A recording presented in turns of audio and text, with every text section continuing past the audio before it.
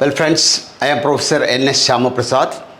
Today we are going to discuss a very important act passed by the Parliament of India, a central act, Right to Information Act of 2005. Right to Information Act, popularly known as RTA Act of 2005. ഓർത്തിരിക്കുക, ഇത് parliament പാസ്സാക്കിയ നിയമമാണ്. ഇത് നിലവിൽ വരുന്നത് 12th October 2005. 2005 തൊട്ട് October 12 തൊട്ട് India മുഴുവൻ നിലയിൽ വന്ന ഒരു ആക്റ്റാണ് ഈ right to information act. And remember, supreme കോടതി തന്നെ പറഞ്ഞിട്ടുണ്ട്, right to know, that's a part of your fundamental right. അപ്പോൾ ആർട്ടിക്കിൾ 21 പാർട്ടാണ്, ആർട്ടിക്കിൾ 19(1) പാർട്ടാണ് ഈ റൈറ്റ് ടു നോ. അതാണ് റൈറ്റ് ടു ഇൻഫർമേഷൻ. അപ്പോൾ ഇൻഫർമേഷൻ കിട്ടാനുള്ള അവകാശം നമുക്കെല്ലാം ഉണ്ട്. അതുകൊണ്ട് കേന്ദ്ര ഗവൺമെൻറ് പാസ്സാക്കിയ നിയമമാണ് right to information act of 2005. അതിനെക്കുറിച്ച് രണ്ട് ഇമ്പോർട്ടൻറ്റ് സ്റ്റേറ്റ്മെൻറ്റ്സ് ഉണ്ട്.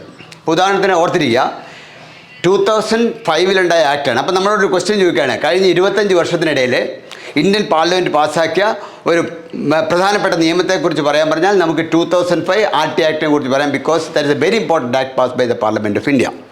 അപ്പോൾ ഇതിനെക്കുറിച്ച് രണ്ട് സ്റ്റേറ്റ്മെൻ്റ് ഉണ്ട്. ഒന്ന്, RT act is a mild blow on the face of Indian officialdom. It is a mild blow on the face of Indian officialdom. ഇന്ത്യയിലെ ഉദ്യോഗസ്ഥന്മാർ കിട്ടിയ ഒരു ചെറിയ, അവരുടെ മുഖത്ത് കിട്ടിയ ഒരു ചെറിയ അടിയാണ് ഈ റൈറ്റ് ടു ഇൻഫർമേഷൻ ആക്ട്. അതിൻ്റെ കാരണം എന്ന് വെച്ചാൽ, ഈ റൈറ്റ് ടു ഇൻഫർമേഷൻ ആക്ട് പാസ്സാകുന്നതിന് മുമ്പ് നമ്മൾ ഏതെങ്കിലും ഗവൺമെൻറ് ഓഫീസിൽ, പഞ്ചായത്ത് ഓഫീസായാലും ശരി, വില്ലേജ് ഓഫീസായാലും ശരി, സെക്രട്ടേറിയറ്റ് ആയാലും ശരി, ഏതെങ്കിലും ഓഫീസിൽ പോയി നമ്മളെ എന്തെങ്കിലും വിവരങ്ങൾ ചോദിക്കുക, നമ്മളെ സംബന്ധിച്ച വിവരങ്ങൾ ചോദിക്കുകയാണെങ്കിലും അവരൊരു വിവരവും പറയില്ല. അവർ പറയും ഇതെല്ലാം കോൺഫിഡൻഷ്യലാണ്, ഒഫീഷ്യൽ സീക്രട്സ് ആക്ട് അനുസരിച്ച് വരുന്നതാണ്, നമ്മളോട് വിവരം പറയാൻ പറ്റത്തില്ല. യൂണിവേഴ്സിറ്റി ചെല്ലുന്ന സ്റ്റുഡൻസ് ചില വിവരങ്ങൾ ചോദിക്കുന്നു, അവർ പറഞ്ഞു തരത്തില്ല, എല്ലാം കോൺഫിഡൻഷ്യലാണ്, രഹസ്യമാണ് എന്നും പറയത്തില്ല. അപ്പോൾ സ്വാതന്ത്ര്യം കിട്ടി ഇത്രയും കൊല്ലം കഴിഞ്ഞെങ്കിലും നമുക്ക് നമ്മുടെ ഓഫീസിലേക്ക് ഒരു അക്സസിബിലിറ്റി ഇല്ല. നമ്മളെ സംബന്ധിച്ച് ഒരു ഫയൽ സെക്രട്ടറിയേറ്റ് ഇരിക്കും, നമ്മൾ ചെന്ന അടുത്ത കൺസേൺ ആളിനോട് ചോദിക്കുകയാണ് അതിലെന്താണ് എഴുതിയിരിക്കുന്നത്, അതിലെന്താണ് അതിലെ ഡിസിഷൻ, അവർ പറയത്തില്ല, ഇതെല്ലാം സീക്രട്ടാണ്, കോൺഫിഡൻഷ്യൽ എന്ന് പറയും. അപ്പോഴാണ് ഈ ആക്ട് പാസ്സാക്കിയത്. ആക്ട് പാസ്സാക്കി കഴിഞ്ഞപ്പം ഈ ഏത് കാര്യം നമ്മൾ ചോദിച്ചാലും അവർ നമുക്ക് വിവരം തരണം. അപ്പോൾ ഫയൽ കാണണമെന്ന് പറഞ്ഞാൽ നമുക്ക് ഫയൽ കാണിച്ചു തരണം. അപ്പോൾ ഫയലിൻ്റെ കോപ്പിയാണ് നമുക്ക് വേണ്ടത്. നമ്മളിപ്പോൾ പറയുകയാണ്, നമ്മളെ സംബന്ധിച്ച് ഒരു ഫയൽ സെക്രട്ടേറിയറ്റിൽ ഇരിക്കുന്നു, ആ ഫയലിന് 50 പേജുണ്ട്. നമ്മൾ പറയുകയാണ് 50 പേജിനുള്ള ഫയലിൻ്റെ കോപ്പി നമുക്ക് വേണമെന്ന് പറഞ്ഞാൽ അവർക്ക് ആകെ പറയാവുന്ന സെറോക്സ് കോപ്പി എടുക്കാനുള്ള പൈസ അടയ്ക്കുക. ഇപ്പോൾ ഒരു പേജിന് 3 രൂപയാണെങ്കിൽ 150 രൂപ അടയ്ക്കുകയാണെങ്കിൽ നമുക്ക് ആ ഫയലിൻ്റെ കോപ്പി നമുക്ക് തരണം. അപ്പോൾ ഇത്രയും മാറ്റം ഉണ്ടായത് ഈ 2005 ആക്ട് പാസ്സായതോടെയാണ്. ഉദ്യോഗസ്ഥന്മാർക്ക് ഇൻഫർമേഷൻ തരാതിരിക്കാൻ പറ്റാതായി. അപ്പോൾ പറയുന്നു mild blow on the face of Indian official. ഉദ്യോഗസ്ഥന്മാർ കിട്ടിയ ഒരു ചെറിയ മുഖത്ത് കിട്ടിയ ചെറിയൊരു അടിയാണ് ഈ റൈറ്റ് ടു ഇൻഫർമേഷൻ ആക്ട് എന്ന് പറയുന്നത്. അതുപോലെയാണ് it marks second independence of India. 47 India സ്വാതന്ത്ര്യമായി. ഈ ആക്ട് പാസ്സായപ്പോൾ വീണ്ടും സ്വാതന്ത്ര്യമായി. എന്ന് വെച്ചാൽ നമുക്ക് ഇൻഫർമേഷൻ കിട്ടും, ഗവൺമെൻറ്റിൽ നിന്ന് ഇൻഫർമേഷൻ കിട്ടും, യൂണിവേഴ്സിറ്റിയിൽ നിന്ന് കിട്ടും, പഞ്ചായത്തിൽ നിന്നിട്ട് എവിടെ നിന്ന് പോയാലും നമുക്ക് ഇൻഫർമേഷൻ കിട്ടണം. അപ്പം ഈ ആക്ട് പാസ്സായതോടെ കുറച്ചുകൂടെ ഗവൺമെൻറ് ട്രാൻസ്പെറൻ്റായി, ഗവൺമെൻറ് ആക്ടിവിറ്റീസ് ട്രാൻസ്പെറൻ്റായി, ഗവൺമെൻറ് അക്കൗണ്ടബിളായി, ഗവൺമെൻറ് റെസ്പോൺസിബിളായി. ഇതിനെല്ലാം കാരണം ഈ റൈറ്റ് ടു ഇൻഫർമേഷൻ ആക്ട് 2005 ആണ്. അപ്പോൾ 2005 ആക്ടിലെ ഒരു പ്രത്യേകത എന്ന് വെച്ചാൽ, നമുക്കറിയാം, നമുക്ക് ആർക്ക് വേണമെങ്കിലും ഗവൺമെൻറ്റിനോട് ഇൻഫർമേഷൻ ചോദിക്കാം. ഇൻഫർമേഷൻ ചോദിച്ചാൽ public authority should provide information. Public authority എന്ന് പറഞ്ഞ ഡെഫിനിഷൻ വരുന്ന സകല ഉദ്യോഗസ്ഥരും ഇൻഫർമേഷൻ തരണം. ചില ഡിപ്പാർട്ട്മെൻറ്റ് ഒഴിവാക്കിയിട്ടുണ്ട്. ഇപ്പോൾ ഉദാഹരണത്തിന് നമ്മുടെ ഫോറിൻ അഫയേഴ്സ് ഡിപ്പാർട്ട്മെൻറ്റിൽ ചില കാര്യം നമുക്ക് കിട്ടത്തില്ല, ഹോം ഡിപ്പാർട്ട്മെൻറ്റ് ഇൻ്റലിജൻസ് റിപ്പോർട്ടിൻ്റെ കോപ്പി നമുക്ക് കിട്ടത്തില്ല, CBI ഒഴിവാക്കിയിട്ടുണ്ട്, കുറേ സ്ഥാപനങ്ങളെ ഒഴിവാക്കിയിട്ടുണ്ട്. ബാക്കി സ്ഥാപനങ്ങളും ഓഫീസിൽ നിന്നെല്ലാം നമ്മൾ എന്ത് ഇൻഫർമേഷൻ ചോദിച്ചാലും നമുക്ക് തന്നേ പറ്റുള്ളൂ. അപ്പം റൈറ്റ് ടു ഇൻഫർമേഷൻ ആക്ട് അനുസരിച്ച് നമ്മളൊരു ഡിപ്പാർട്ട്മെൻറ്റിലേക്ക് ഇൻഫർമേഷൻ ചോദിക്കുന്നു, that information should be given to us. അതിനൊരു ടൈം ലിമിറ്റ് വെച്ചിട്ടുണ്ട്. നമ്മൾ ഉദ്യോഗസ്ഥരോട് ഇൻഫർമേഷൻ ചോദിച്ചാൽ 30 ദിവസത്തിനകം നമുക്ക് ഇൻഫർമേഷൻ തരണം. നമ്മൾ ഫയൽ ചെയ്യുന്നു, ആപ്ലിക്കേഷൻ ഫയൽ ചെയ്ത് 30 ദിവസത്തിനകം നമുക്ക് ഇൻഫർമേഷൻ തരണം. That is compulsory. If the answer is not given, അദ്ദേഹത്തിനെതിരെ നടപടി എടുക്കാവുന്നതാണ് ഗവൺമെൻറ്റിന്. അപ്പം 30 ദിവസത്തിനകം ഇൻഫർമേഷൻ തരണം. അതുമാത്രമല്ല, ഈ നിയമത്തിൽ പറയുന്നത് it relates to life and liberty. ഒരാളുടെ ജീവൻ അല്ലെങ്കിൽ അവൻ്റെ സ്വാതന്ത്ര്യത്തിന് അഫക്റ്റ് ചെയ്യുന്ന ഒരു ഇൻഫർമേഷൻ ആണെങ്കിൽ that should be provide within 48 hours. സാധാരണ റൂളാണെങ്കിൽ 30 ദിവസം മതി. പക്ഷേ അയാളുടെ ലൈഫ് ആൻഡ് ലിബർട്ടി അഫക്റ്റ് ചെയ്യുന്ന ഒരു ചോദ്യമാണെങ്കിൽ answer should be given within 48 hours. 48 hours കൊടുക്കണം. അപ്പോൾ റൈറ്റ് ടു ഇൻഫർമേഷൻ ആക്ട് അനുസരിച്ച് നമുക്ക് ഗവൺമെൻറ്റിൽ നിന്ന് ഇൻഫർമേഷൻ കിട്ടും. അത്യാവശ്യമുള്ളതാണ് 48 hours അല്ലെങ്കിൽ 30 days അതിനൊക്കെ ഇൻഫർമേഷൻ തരണം. ഇനി നമുക്കുള്ള ചിലവെന്ന് പറഞ്ഞാൽ ആകെ 10 രൂപയാണ് ചിലവ്. ഇതിനുവേണ്ടി ചിലവാക്കേണ്ട 10 രൂപ മാത്രമേ ഉള്ളൂ. 10 രൂപയുടെ കോഡ് ഫീസ് സ്റ്റാമ്പോ അല്ലെങ്കിൽ 10 രൂപയുടെ ഇന്ത്യൻ പോസ്റ്റൽ ഓർഡറോ എന്തെങ്കിലും വെച്ചാൽ 10 രൂപ മുടക്കണമെന്നേ ഉള്ളൂ. അതിലൊരു എക്സെപ്ഷൻ ഉണ്ട്. ബിലോ പോവർട്ടി ലൈൻ BPL കാറ്റഗറിക്കാർ അവർക്ക് പൈസ കൊടുക്കണ്ട, അവർ 10 രൂപ അടയ്ക്കേണ്ട. അവർക്ക് ഇൻഫർമേഷൻ ചോദിച്ചാൽ ആ ഇൻഫർമേഷൻ കൊടുക്കണം. That point also you must remember. പലപ്പോഴും പരീക്ഷയ്ക്ക് ചോദിക്കുന്നതാണ്, എക്സാമിനേഷൻ പോയിന്റ് ഓഫ് വ്യൂ ചോദിക്കും ആരും പൈസ അടയ്ക്കേണ്ട, BPL കാരെ അടയ്ക്കേണ്ട, എത്ര രൂപ അടയ്ക്കണം, 10 രൂപ അടച്ചാൽ മതി. പിന്നെ മറ്റൊരു ഇമ്പോർട്ടൻറ്റ് തിങ് ഓർത്തിരിക്കേണ്ടത്, only citizen can get information. നമ്മൾ ഫണ്ടമെൻ്റൽ റൈറ്റ്സ് കുറേയൊക്കെ പൗരന്മാർക്ക് അല്ലാത്തവർക്ക് കിട്ടും.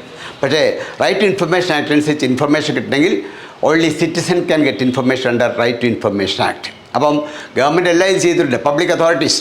അപ്പോൾ ഇടയ്ക്കിടയ്ക്ക് ഡിസ്പ്യൂട്ട് വന്നിട്ടുണ്ട്. അപ്പോൾ കേരള PSC അവരാദ്യമൊക്കെ പറഞ്ഞിരുന്നു അവർ പബ്ലിക് അതോറിറ്റി അല്ല, അവർ ഇൻഫർമേഷൻ തരേണ്ട ആവശ്യമില്ല. പക്ഷേ കേസ് വന്നു കഴിഞ്ഞപ്പോൾ സുപ്രീം കോടതിയും ഹൈക്കോടതിയൊക്കെ പറഞ്ഞു PSC പബ്ലിക് അതോറിറ്റിയാണ്, UPSC പബ്ലിക് അതോറിറ്റിയാണ്, അവർ ഇൻഫർമേഷൻ ചോദിച്ചാൽ കൊടുത്തിരിക്കണം. ഈ അടുത്ത കാലത്ത് സെൻട്രൽ ഇൻഫർമേഷൻ കമ്മീഷൻ ഓർഡർ ഇട്ടു, നാഷണൽ പൊളിറ്റിക്കൽ പാർട്ടീസ് പബ്ലിക് അതോറിറ്റീസാണ്, അവർ ഇൻഫർമേഷൻ കൊടുക്കണം. സുപ്രീം കോടതി പബ്ലിക് അതോറിറ്റിയാണ്. സുപ്രീം കോടതി പറയുന്നത് ചില കാര്യങ്ങൾ ഞങ്ങൾ ഇൻഫർമേഷൻ തരത്തില്ല, ബാക്കി കാര്യങ്ങളെല്ലാം ഞങ്ങൾ ഇൻഫർമേഷൻ തരും. ഇപ്പോൾ സുപ്രീം കോടതി ചോദിക്കുകയാണ് കൊളീജിയം എങ്ങനെയാണ് ജഡ്ജസിനെ സെലക്ട് ചെയ്ത്, ആ ഇൻഫർമേഷൻ അവർ തരത്തില്ല. ബാക്കി ഒരുപാട് കാര്യങ്ങൾ സുപ്രീം കോടതിയോട് പോയി ചോദിച്ചാലും സുപ്രീം കോടതി ഇൻഫർമേഷൻ തരുന്നു. അപ്പം മിക്കവാറും ഗവൺമെൻറ് ബോഡീസ് ഇൻഫർമേഷൻ ചോദിച്ചാൽ നമുക്ക് ഇൻഫർമേഷൻ തരേണ്ടതാണ്. അതാണ് RT ആക്ടിൻ്റെ ഏറ്റവും പ്രധാനപ്പെട്ട ഗുണം. ഓർഡിനറി സിറ്റിസൻസിന് പോലും ഗവൺമെൻറ് പ്രവർത്തനത്തെക്കുറിച്ച് എന്ത് ഇൻഫർമേഷൻ വേണം. അപ്പോൾ നമുക്കിത് കിട്ടുന്ന ഒരു ഓതൻറ്റിക് ഇൻഫർമേഷനാണ്. എന്ന് വെച്ചാൽ നമ്മൾ സെക്രട്ടേറിയറ്റിലോ വില്ലേജ് ഓഫീസിലോ അല്ലെങ്കിൽ ഒരു ഡയറക്ടറേറ്റിലോ പോയിട്ട് ഒരു ഇൻഫർമേഷൻ ചോദിച്ചാൽ നമുക്ക് ആ ഇൻഫർമേഷൻ തരുന്നത് ഓതൻറ്റിക്കാണ്. എന്ന് വെച്ചാൽ ഗവൺമെൻറ്റിൻ്റെ ഉദ്യോഗസ്ഥൻ അദ്ദേഹത്തിൻ്റെ ഒപ്പും സീലും ഒക്കെ വെച്ചിട്ടാണ് നമുക്കൊരു ഇൻഫർമേഷൻ തരുന്നത്. അതൊരു ഓതൻറ്റിക്കാണ്. നമുക്ക് വേണമെങ്കിൽ അത് കോടതിയിൽ ഉപയോഗിക്കാനും പറ്റും. ഇപ്പം ചിലരുണ്ട് സോഷ്യൽ ആക്ടിവിസ്റ്റ് എന്ന് പറയും. സോഷ്യൽ ആക്ടിവിസ്റ്റ് എന്ന് വെച്ചാൽ അവർ ഇങ്ങനെ വിവരങ്ങളൊക്കെ ശേഖരിച്ച് പലപ്പോഴും കേസ് കൊടുക്കും. അതിനുവേണ്ടി അവർ കളക്ട് ചെയ്യുന്ന ഇൻഫർമേഷൻ RT ആക്ട് അനുസരിച്ച് ഇൻഫർമേഷൻ കളക്ട് ചെയ്യാം. ഇപ്പോൾ ഉദാഹരണത്തിന് നമുക്ക് തോന്നുകയാണ് ഒരു vice chancellor is not qualified, to hold a post. അങ്ങനെയാണെങ്കിൽ നമുക്ക് ചെയ്യാം, നമുക്ക് ആ യൂണിവേഴ്സിറ്റി ചെന്നിട്ട് നമുക്കൊരു ആപ്ലിക്കേഷൻ കൊടുക്കാം. വൈസ് ചാൻസലറുടെ ക്വാളിഫിക്കേഷൻ എന്താണ്, നിയമം പറയുന്ന ക്വാളിഫിക്കേഷൻ എന്താണ്. അപ്പം യൂണിവേഴ്സിറ്റി നമുക്ക് തരും ഇന്നതിനാണ് വൈസ് ചാൻസലർ ക്വാളിഫിക്കേഷൻ. അത് എഴുതി കഴിഞ്ഞാൽ നമ്മൾ ആ ചോദിക്കുകയാണ് ഇപ്പോഴത്തെ വൈസ് ചാൻസലർ ക്വാളിഫിക്കേഷൻ എന്തെല്ലാമാണ്. അപ്പോൾ അങ്ങനെ നമ്മൾ 2 ഇൻഫർമേഷൻ വാങ്ങിച്ചിട്ട് നമ്മൾ നോക്കുമ്പോൾ വൈസ് ചാൻസലർക്ക് വേണ്ട ക്വാളിഫിക്കേഷൻ ഇല്ല.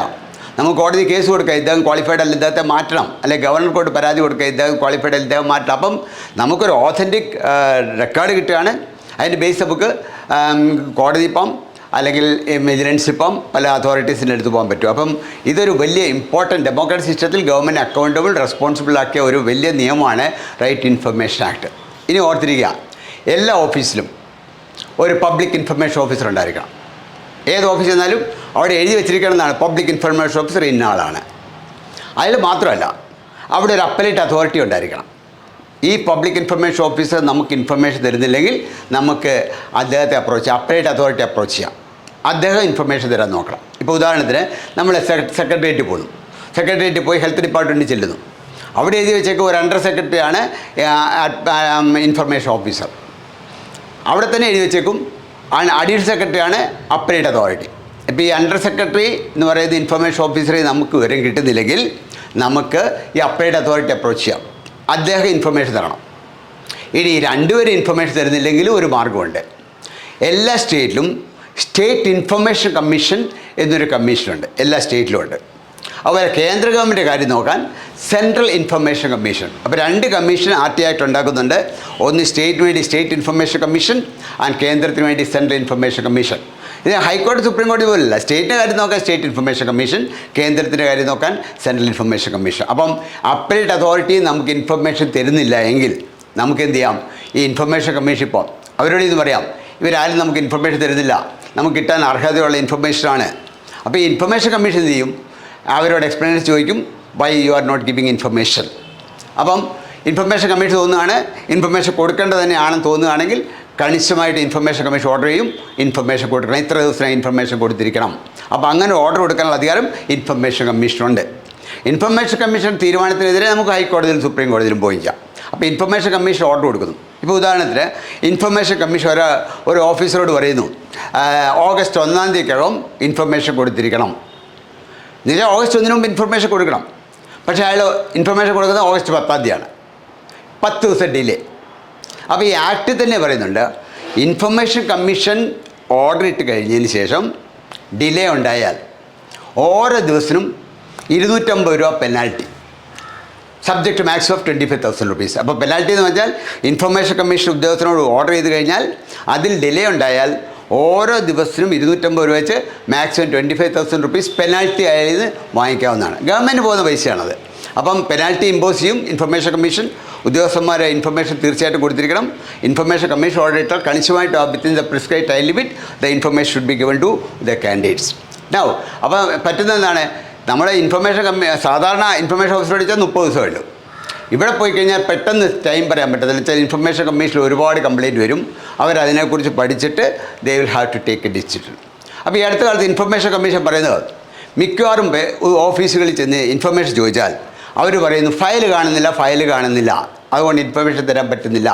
അപ്പോൾ ഇൻഫർമേഷൻ കമ്മീഷൻ പറഞ്ഞിരിക്കുന്നു ഫയൽ കാണുന്ന എന്നൊരു എക്സ്ക്യൂസ് പറയാൻ പറ്റില്ല. ബിക്കോസ് എല്ലാ ഓഫീസിലും ഫയൽ സൂക്ഷിക്കാൻ ഒരു ഉദ്യോഗസ്ഥനുണ്ട്. ആ ഉദ്യോഗസ്ഥൻ്റെ ചുമതലയാണ് ഫയൽ സൂക്ഷിക്കുക. ഫയൽ കാണുന്നില്ലെങ്കിൽ ആ ഉദ്യോഗസ്ഥനെതിരെ നടപടി എടുക്കണം. അല്ല ഫയൽ കാണുന്നില്ല എന്നും പറഞ്ഞിട്ട് ഇൻഫർമേഷൻ കൊടുക്കാതിരിക്കാൻ പാടില്ല. അപ്പോൾ ഏത് ഓഫീസിൽ പോയി നമ്മൾ ഏത് ഇൻഫർമേഷൻ ചോദിച്ചാലും that should be provided within 30 days. അത് മാത്രമല്ല, ഈ പ്രൈവറ്റ് ഇൻഫർമേഷൻ എന്ന് പറഞ്ഞുകൊണ്ട്, പ്രൈവറ്റ് ഇൻഫർമേഷൻ വെച്ചാൽ ഗവൺമെൻറ് അല്ല, പ്രൈവറ്റ് ആളുകളെക്കുറിച്ചുള്ള ഇൻഫർമേഷനാണ്. അപ്പോൾ ആ ഇൻഫർമേഷൻ ചോദിച്ചാൽ അയാളുടെ സമ്മതം ഉണ്ടെങ്കിലേ കൊടുക്കാൻ പറ്റുള്ളൂ. ഇപ്പോൾ എന്നെ സംബന്ധിച്ച് ഒരു കാര്യം ഒരു ഓഫീസിൽ പോയ ഒരാൾ ചോദിക്കുകയാണെങ്കിൽ ആ പബ്ലിക് ഇൻഫർമേഷൻ ഓഫീസർ എന്നോട് ചോദിക്കണം, ഇന്ന ആൾ ഇന്ന വിവരങ്ങൾ ചോദിക്കുന്നുണ്ട്, കൊടുക്കുന്നതിന് വിരോധമുണ്ടോ? എനിക്ക് വിരോധം ഇല്ലെങ്കിൽ കൊടുക്കാവും. അപ്പം പ്രൈവറ്റ് ഇൻഫർമേഷൻ ചോദിക്കുകയാണെങ്കിൽ ഈ ഇൻഫർമേഷൻ ഓഫീസർക്ക് 5 ദിവസം കൂടെ കൂടുതൽ കിട്ടും. 5 ദിവസം കൂടെ എടുത്ത് ആ കൺസേൺഡ് ആളിനോട് ചോദിക്കണം എന്തെങ്കിലും ഒബ്ജക്ഷൻ ഉണ്ടോ. ഇപ്പോൾ ഒരാൾ വെറുതെ എന്നിട്ട് ഇന്നയാളുടെ എഡ്യൂക്കേഷൻ ക്വാളിഫിക്കേഷൻ അറിയണമെന്ന് പറയുക, ആ വ്യക്തിയുടെ പ്രൈവറ്റ് കാര്യമാണത്. അപ്പോൾ അയാളോട് ചോദിക്കാം അയാൾക്ക് വിരോധമുണ്ടോ. അയാൾക്ക് വിരോധം ഇല്ലെന്നുണ്ടെങ്കിൽ ആ ഇൻഫർമേഷൻ തരാം. അപ്പോൾ പ്രൈവറ്റ് ഇൻഫർമേഷൻ ആണെങ്കിൽ 30 ദിവസം കഴിഞ്ഞ് ഒരു 5 ദിവസം കൂടെ എടുത്തിട്ട് ഇൻഫർമേഷൻ കൊടുത്താൽ മതി. പബ്ലിക് ഡൊമൈൻ ഉള്ള ഇൻഫർമേഷൻ ഒന്നും കൊടുക്കണ്ട. പബ്ലിക് ഡൊമൈനിൽ ഒരുപാട് ഇൻഫർമേഷൻ ഉണ്ട്. ഇപ്പോൾ നമ്മൾ നോക്കിക്കഴിഞ്ഞാൽ പണ്ടാണേയില്ല ഒരു കാറിൻ്റെ ഓണർ ആരാന്ന് നമ്മൾ പബ്ലിക് ഡൊമൈനിൽ നോക്കി അറിയാം. ആ കാറിന് ഇൻഷുറൻസ് ഉണ്ടോ, ലോണുണ്ടോ, എല്ലാം നമുക്ക് പബ്ലിക് ഡൊമൈനിലുള്ള കാര്യങ്ങൾ നമുക്ക് ഇൻഫർമേഷൻ ചോദിക്കാൻ പറ്റില്ല. ബാക്കി ഏത് കാര്യത്തിനെക്കുറിച്ചും നമുക്ക് ഇൻഫർമേഷൻ ചോദിക്കാം. പിന്നെ ചില ഡിപ്പാർട്ട്മെൻറ്റ് ക്ലിയറായിട്ട് പറഞ്ഞിട്ടുണ്ട് ആ ഡിപ്പാർട്ട്മെൻറ്റിൽ ഇൻഫർമേഷൻ കൊടുക്കേണ്ട ആവശ്യമില്ല. ഇപ്പോൾ CBI ഇൻഫർമേഷൻ കൊടുക്കേണ്ട, അല്ലെങ്കിൽ ഇതുപോലുള്ള സ്ഥാപനങ്ങൾ സ്പേസ് സയൻസ് ആൻഡ് ടെക്നോളജി അല്ലെങ്കിൽ ആറ്റോമിക് എനർജി ഇങ്ങനെ കുറേ സ്ഥാപനങ്ങൾ ഇൻഫർമേഷൻ കൊടുക്കുന്നതിന് ഒഴിവാക്കിയിട്ടുണ്ട്. അവർ ഇൻഫർമേഷൻ ഫോറിൻ അഫയേഴ്സ് ഡിപ്പാർട്ട്മെൻറ്റ് അവരുടെ എല്ലാ കാര്യങ്ങളും പരസ്യമാക്കാൻ പറ്റത്തില്ല. ഈ ഹോം ഡിപ്പാർട്ട്മെൻറ്റ് കിട്ടുന്ന ഇൻ്റലിജൻസ് റിപ്പോർട്ടൊന്നും പരസ്യമാക്കാൻ പറ്റത്തില്ല. അങ്ങനെ ആ റിപ്പോർട്ടൊക്കെ ഒഴിവാക്കി കഴിഞ്ഞാൽ ബാക്കി ഏത് ഡിപ്പാർട്ട്മെൻറ്റിൽ ഏത് ഗവൺമെൻറ് ഏജൻസിയോട് ഇൻഫർമേഷൻ ചോദിച്ചാലും that information should be provided. ഇനി RT ആക്ട് പ്രകാരം രണ്ട് സ്ഥാപനങ്ങൾ ഉണ്ടാക്കിയിട്ടുണ്ട്, central information commission, state information commission. അപ്പോൾ സെൻട്രൽ ഇൻഫർമേഷൻ കമ്മീഷനെ എല്ലാവരും അപ്പോയിൻറ്റ് ചെയ്ത് പ്രസിഡൻ്റാണ്. സ്റ്റേറ്റ് ഇൻഫർമേഷൻ കമ്മീഷനിൽ അപ്പോയിൻറ്റ്മെൻറ്റ് നടത്തുന്നത് ഗവർണറാണ്. അപ്പം ഇതിൻ്റെ റൂളെന്ന് വെച്ചാൽ കേന്ദ്രത്തിലും സ്റ്റേറ്റിലാണെങ്കിൽ സ്റ്റേറ്റ് ചീഫ് ഇൻഫർമേഷൻ കമ്മീഷനും 10 ഇൻഫർമേഷൻ കമ്മീഷണേഴ്സും ഉണ്ടായിരിക്കും. കേന്ദ്രത്തിലാണെങ്കിൽ സെൻട്രൽ ചീഫ് ഇൻഫർമേഷൻ കമ്മീഷനും not more than 10 information commissioners. ഇത്രയും പേരുണ്ടായിരിക്കാം. എല്ലായിടത്തും 10 കാണത്തില്ല, 3-4 പേരടുത്തുള്ളൂ. ഇങ്ങനെ ഒരു ഇൻഫർമേഷൻ കമ്മീഷൻ ഉണ്ടായിരിക്കണം. ഈ കമ്മീഷൻ അപ്പോയിൻറ്റ് ചെയ്ത് ഗവർണറാണ് സ്റ്റേറ്റിൽ, കേന്ദ്രത്തിൽ പ്രസിഡൻ്റാണ്. പക്ഷേ ഒരു ഹൈ പവർ കമ്മിറ്റി ഉണ്ട്. അപ്പോൾ സ്റ്റേറ്റിലാണെങ്കിൽ ചീഫ് മിനിസ്റ്റർ, ഒരു മന്ത്രി, പ്രതിപക്ഷ നേതാവ്. കേന്ദ്രത്തിലാണെങ്കിൽ പ്രൈം മിനിസ്റ്റർ, കേന്ദ്രത്തിലൊരു മന്ത്രി, പ്രതിപക്ഷ നേതാവ്. ഈ 3 പേര് ചേർന്നൊരു കമ്മിറ്റി റെക്കമെൻഡ് ചെയ്യുന്ന ആളുകളെയാണ് ഈ ഇൻഫർമേഷൻ കമ്മീഷനിൽ ഇൻഫർമേഷൻ കമ്മീഷണറായിട്ടോ അല്ലെങ്കിൽ ചീഫ് ഇൻഫർമേഷൻ കമ്മീഷണറായിട്ടോ നിയമിക്കുന്നത്. പണ്ട് അവരുടെ കാലാവധി 5 കൊല്ലമായിരുന്നു. 2019 ഒരു അമെൻമെൻറ്റ് വരുത്തി. അവർക്കിപ്പം 3 കൊല്ലമേ സാധാരണ ടെന്യൂർ കിട്ടത്തുള്ളൂ. കുറച്ച് മാറ്റങ്ങളെ വരുത്തിയിട്ടുണ്ട്. എന്നാലും എല്ലായിടത്തും സ്റ്റേറ്റിലും കേന്ദ്രത്തിലും ഇൻഫർമേഷൻ കമ്മീഷൻ ഉണ്ടായിരിക്കണം. ഇത് രണ്ടും ഹൈക്കോടതി സുപ്രീം കോടതി പോലുള്ള സ്റ്റേറ്റിലെ കാര്യങ്ങൾ നോക്കാൻ സ്റ്റേറ്റ് ഇൻഫർമേഷൻ കമ്മീഷനും കേന്ദ്രത്തിൻ്റെ കാര്യം നോക്കാനായിട്ട് central information commission. Both are created by the same central statute, right to information act. അപ്പം റൈറ്റ് ടു നോ അല്ലെ റൈറ്റ് ടു ഇൻഫർമേഷൻ എന്നുള്ളത് പൗരന്മാരുടെ ഒരു മൗലിക അവകാശത്തിൻ്റെ ഭാഗമാണ്. അതുകൊണ്ട് നമുക്ക് ഗവൺമെൻറ് അക്കൗണ്ടബിൾ ആയിരിക്കും, ഗവൺമെൻറ് ട്രാൻസ്പെറൻ്റ് ആയിരിക്കണം, ഗവൺമെൻറ് റെസ്പോൺസിബിൾ ആയിരിക്കണം. ആ റെസ്പോൺസിബിലിറ്റി ഇമ്പോസ് ചെയ്യാനായിട്ട് ഈ ഇൻഫർമേഷൻ നമുക്ക് കളക്ട് ചെയ്യാൻ പറ്റും. ഇപ്പോൾ പണ്ടൊക്കെ നമുക്കറിയാം, യൂണിവേഴ്സിറ്റിയിൽ പോയി ഒരു സ്റ്റുഡൻറ്റ് പോയി യൂണിവേഴ്സിറ്റിയിൽ പോയിട്ട് അയാളുടെ ആൻസർ പേപ്പർ ഒന്ന് കാണുമെന്ന് പറയട്ടെ. ആൻസർ പേപ്പർ കാണുമെന്ന് പറഞ്ഞാൽ യൂണിവേഴ്സിറ്റിക്കാർ കാണിക്കത്തില്ല. പക്ഷേ ഇപ്പോൾ ആണെങ്കിലോ അയാൾ ആവശ്യപ്പെടുകയാണെങ്കിൽ അതിൻ്റെ കോപ്പി എടുത്ത് കൊടുക്കണം. എമൗണ്ട് അവർ ഫിക്സ് ചെയ്തേക്കും. പണ്ടാണെങ്കിൽ അത് കാണിക്കത്തില്ല, പറയത്തില്ല. ഇപ്പോൾ നമുക്ക് ആൻസർ കോപ്പി വേണം, അത് കിട്ടും. PSCയിലെ റാങ്ക് ലിസ്റ്റ് അല്ലെങ്കിൽ കട്ട് ഓഫ് മാർക്ക് എത്ര, ഇതിൻ്റെ എന്ത് ഇൻഫർമേഷൻ ചോദിക്കുകയാണെങ്കിൽ നമുക്ക് കിട്ടും. അപ്പോൾ വളരെ യൂസ്ഫുൾ ആയിട്ടുള്ളൊരു ആക്റ്റാണ് 2005 ഈ ആക്ട്. കഴിഞ്ഞ 25 കൊല്ലത്തിനിടെ പാസ്സാക്കിയ ഏറ്റവും പ്രധാനപ്പെട്ട നിയമത്തിൽ ഒന്നിനെക്കുറിച്ച് പറയാൻ പറഞ്ഞാൽ നമുക്ക് we can speak about right to information act. Hope it is clear. എന്തെങ്കിലും ഡൗട്ട് ഉണ്ടെങ്കിൽ you can contact my phone number.